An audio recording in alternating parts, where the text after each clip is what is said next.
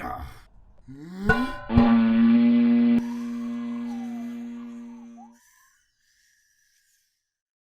We're going to speed around. I'm going to rap the intro. That's not what I'm going to do, but I'm going to say rap the intro.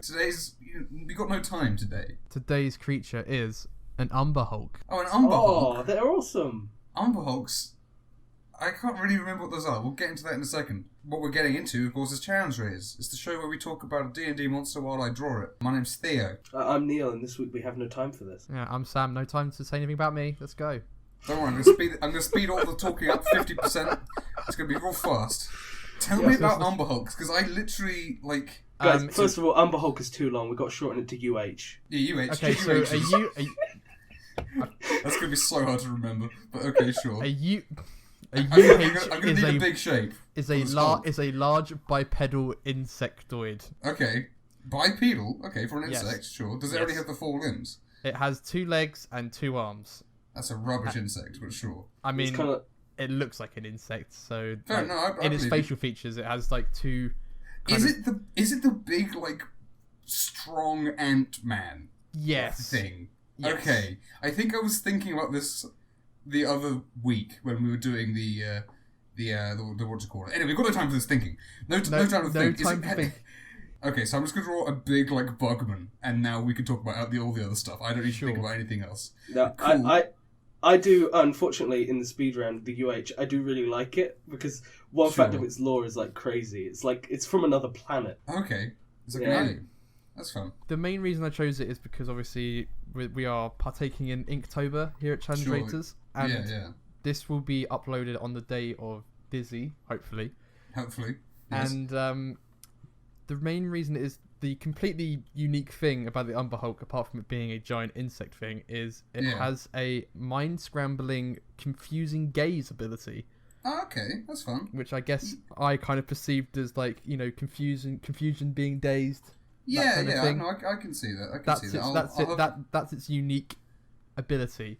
So it's got a paralyzing look, which makes you go weak at the knees and go. Ugh. Yes. No, that's fine. I can see that being dizzy. I'll reflect that in whatever I have Norman doing as well. It has actually got a very long paragraph about it, which I might just rattle through very quickly now. Sure, and then we can talk about it. So basically, when a creature starts, if you start your turn within 30 feet of the Umber Hulk and you're able to see its eyes, the Umber Hulk can magically force you to make a DC 15 Charisma saving throw, unless it's incapacitated. Sure. On a failed throw, you can't take reactions until the start of your next turn, and you roll a D8 to determine what you do in that turn.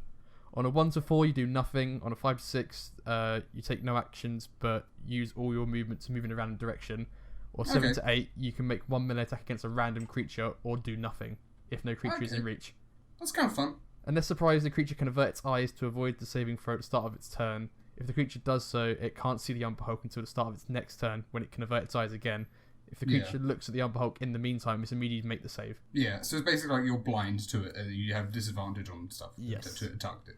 Normal stuff, I think, like Medusa, and I think everything that has, like, looking at it rules has that, like, clause attached to it, yeah. That's fun. I can get behind this. But apart from that, it has, like, the tunneling thing, the same as the Ankeg. Yes. Yeah. And it attacks, and it has claws and mandibles, and it multi-attacks, and it's a really big, strong bug that jumps out of walls at you rather than the floor. Very commonly used in conjunction with other creatures as an enslaved creature. Okay. It's, like, written into a lot of different creatures, like the Neogi is, like, the mind-controlling spider. It talks about how, like, Neogi, like, raise Umber Hulks as, like, servants and muscle. Yeah. And it also, again, another race they're famous for being, like, used in conjunction with is Mind Flayers. Like, as right, yeah. Basically, everything Underdarky could be enslaving or using or being abused by Umber Hulks rampaging around the Underdark. What's the status on Crab Claws for Hands? Because that's my temptation. It doesn't. It has 4 kind of appended, like, almost like fingers, like, that can articulate, which have claws on the end of them. So tunneling claws are going to be sweet, though. It can sweep, it can claw at you, it can grasp things. It's got big hands, then. It's kind of hands? Just like big hands? Yeah, like bug hands. Guys, just remember that UH, one of those H's is Hulk. Yes. So, you know. He is Hulk. So I think you should have big green foam hands, actually. Yeah. Almost certainly. Of course. This is the speed round. It's been a while since I did something that's just very stupid and nothing to do with the actual facts of the game. So yeah, sure, why not? And it's gonna have the label still attached. Yeah, I mean that kind of like lore stuff. I mean, it doesn't. I mean, unfortunately, when I was looking at it, that doesn't really go into it in the Monster Manual itself. But it does talk about how they do kind of ruin people's days in the Underdark. Like they'll kind of ambush settlements in a hunt for food, that kind of thing. Yeah, they talk about basically how like those that do survive their attacks generally don't remember them because of the confusing gaze. It kind of scrambles memories of the event as well. So that's kind of you cool, can kind of turn up to a place that's been ravaged and there are a few survivors and they don't know what happened. They don't actually remember what happened. Yeah. How I see these things are not that intelligent, right? Intelligence 9. Okay, so that's pretty good. Yeah. Also, I didn't realize this. That's kind of fun. Language is spoken. Umber Hulk. They speak their own language. Yeah. It's another hook horror. Yeah. Yeah. There's a couple of monsters that do have their own language thing in hook horror as well. We've not talked about them yet, but it's all these Underdarky ones. It's mostly things like Underdark, where like I guess that's why Undercommon is a language as well. But again, a lot of these don't even have Undercommon. I could definitely see like giving like having like an Umber Hulk like group of people and one of them having Undercommon as like a language and him being in charge of talking. There being a dominant language in the Underdark, I think, is a fun thing. Like the races down there, if you make it actually an ecology, a world. Yeah. And that they can all and that different species can communicate and interact and have their own civilizations. Then that can make the Underdark something more than just a big dungeon. Sure, yeah. Like, I think that's the way that people have to think about the Underdark, that they don't get their head around. They think it's just caves. Yeah. But it's a lot more than that. Yeah. Like, you're going to run into one of these in the wild bullying you, like, just jumping out at you. At the same rate, you're going to encounter a manticore swooping down, like it's monsters for different strokes for different folks, I guess. Totally. I'm drawing something very dumb, but that's okay. It's like an old Looney Tunes cartoon. I'd say it almost had like at the beginning like hints of Popeye. Yeah, it's kind of Popeye, isn't it? That's okay. Oh. It's kind of deliberate. I am really enjoying this guy. The challenge rating 5. They don't hit actually too hard for that.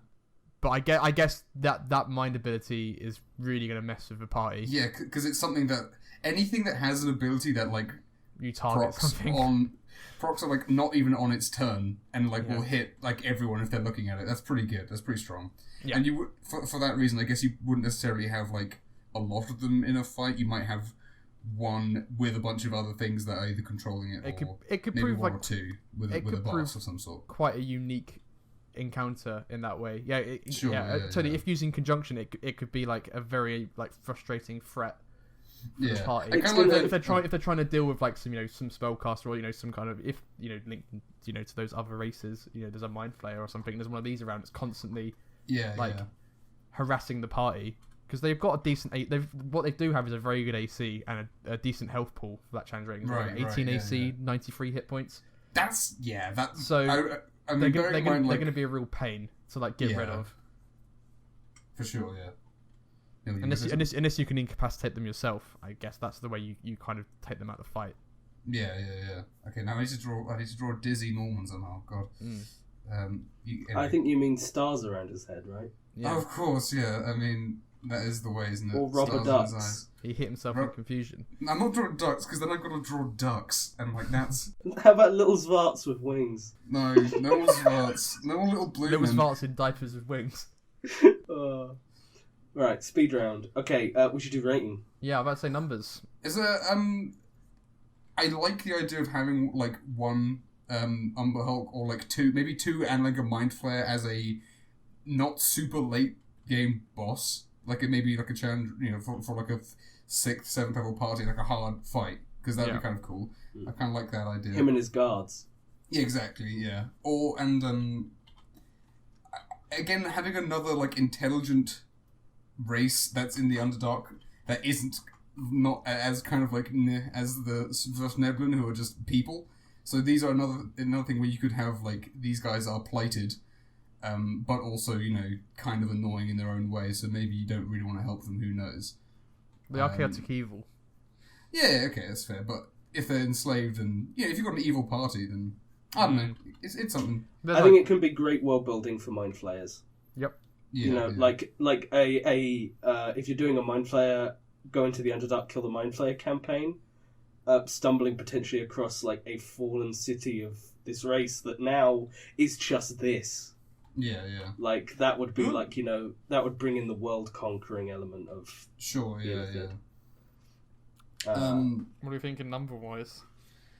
I like the round table. Round table's always good. I just need to draw one probably. But in terms of like uses, I probably wouldn't go much above a 10 if I was to. Yeah. I think having the high AC and high health thing, while it's not very like inventive, it is relatively unique. Like not a lot of stuff has both of those being high, which would make it. But that might be a bad thing because it's annoying. Yeah, maybe in an actual fight this would just be an absolute pain and not enjoyable. I don't know. I'm not really thought from a player experience level. I've not really thought something that does this. So yeah. I don't know if it would be a fun engagement or just really frustrating. I've used multiple of these against you before, and you guys just passed the saves. Oh, really? There we go. Oh, no, we did use them. Yeah, I remember you used them, because we did do the Underdark stuff. Yeah. But yeah, it's true of a lot of save stuff, and if you pass the save, then you'll never know. I don't know, I think they're cool, but I wouldn't go above a 10. Yeah. I'd agree. Actually, we should give them a 10. Just a 10? Just a 10? I don't think they're bad. I think they're cool bug guys with a cool power. But at the end of the day, they're cool bug guys with a cool power. That's we're not. I mean, we haven't really had time for our thoughts to gestate because it's a speed round. Yeah, maybe we can revisit it once I finish the drawing. Yeah. In a time. A tentative Norman is great. I'm gonna rework this Norman a couple times. I'm confused by it. A tentative 10. Tentative 10. Tentative 10. Within 2 minutes when we see the drawing, we might have changed our mind. There he is. It's pretty much exactly like the sketch. Incredibly simple. I love it. I love the evil eye. Yeah, that was fun. I forgot Norman has only got one hand. Because we were in such a rush. The normal, trying to sketch a normally proportioned person was not fun. So I was like, I just committed, I'm just going to do it again in my own time. Seeing it as like an ink drawing is giving me like some Cuphead vibes. Yeah, it's very old school Disney is the Umber Hog here, for sure, especially with that eye. Oh, he's definitely going to sock him in a second with those Hulk hands, isn't he? Big Hulk hands. Yeah, I also realised as well, they're doing a similar pose with their legs, but, whatever. It's funny.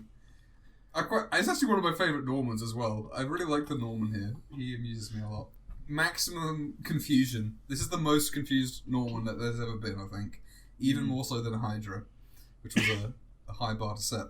But yeah, Umber Hulk, I will say the reason why this is a rushed episode is because when we recorded this, I had just got back from Spain, which was, in terms of recording, it was a while ago. There was a bunch of protests. I didn't get much sleep. It was difficult to get out. I was stressed. I was tired. I'd only flown in a few hours before. I wanted to go to bed. So we rushed through it. So if Umber Hulk's your favourite and we didn't talk about it enough, I'm sorry. Because we were actually reminded of them, I actually ended up using them on Sunday. Oh, did you? Okay. Yeah, nice. I could fit them in. I was like, oh my god, yeah, these things exist. These would be great muscle for my enemies. Cool. My Underdark boys. Yeah, it's cool. Awesome. How did it go well? They've got a paladin in the party, so they passed all the checks. So they didn't even know it could make him dizzy. But very sad. Sad. But apart from that, yeah, that's cool. No, I've got something to say actually. Special announcement. Well, yeah. Somebody of course. on Twitter by the name of Tristan Foltz says that he had an 8-hour drive home from Tennessee and listened to all of season 2 of Drawing Delvers. Oh, what a hero! Oh, wow, that's what interesting. a hero! What a people's champion. Right. Hopefully he didn't just accidentally say he listened to us. Yeah, mate, hopefully he didn't mean... yeah, if you... hopefully. Fingers crossed. But yeah, that's awesome. There's been a couple people... Every now and again we get a comment from someone that says something like, I've watched your video. And that's always, nice. It's always a surprise. And always pleasant. So if you want to comment, we should make a joke about that to do with an Umber Hulk, though, before I commit to saying that you should do it. And you got any Umber Hulk jokes? Well, you know what isn't dizzying is subscribing to the channel. You just got to click the subscribe button. If you guys don't like this video, I'm gonna Hulk out on you. I was trying to think of a joke to do with that line from Avengers, where he's always angry, but like I can't really think of something. I'm always commenting. I'm always subscribed. That's my secret. But there's nothing really there. Also, that's just a Hulk joke. You won't like it when I'm subscribed. but we will. But we will like it. Yeah, but you will suffer. Yeah. Planet Umber Hulk. Next episode is Haloween. It's going to be scary. And it's going to be the last episode of season 3, which, as you know, is the Big Bumper Huge episode. Big Bumper Huge season. Because it's not just 10 episodes. And then after that, there'll be a short break while I make some new animations and stuff, I suppose. You're very busy. Like, honestly... I'm a busy boy. Honestly, dude, just to say, me and Sam do, like, nothing for this. Yeah, we just turn up and... I like that's about it. I like put it on Reddit. That's like all I do.